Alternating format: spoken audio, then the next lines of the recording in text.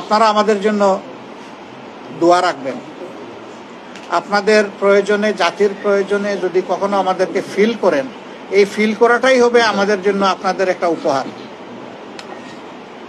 তখন যেন আপনাদের এই ফিলিংয়ের, এই প্রত্যাশার সাড়াটা আমরা ঠিক মতো দিতে পারি, আমাদের জন্য আপনারা দোয়া করবেন।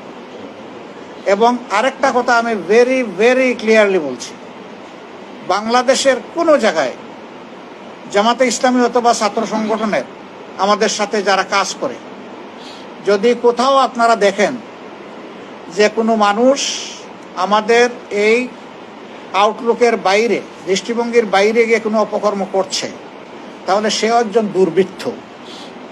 আপনারা আমাদেরকে নির্দিষ্টভাবে বলবেন এবং তাকে আমরা কি করি আপনারা সেটাও জানবেন।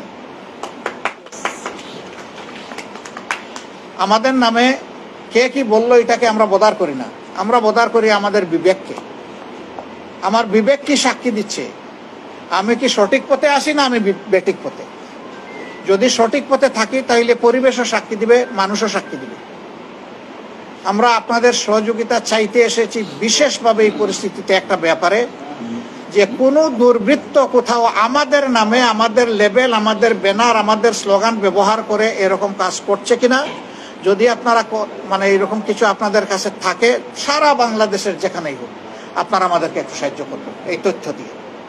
আমরা কথা দিচ্ছি যে আমরা কোনো দুর্বৃত্তকে প্রশ্রয় তো দিবই না, এই অপকর্মের জন্য তার পাওনা আমরা সমঝাই দিব।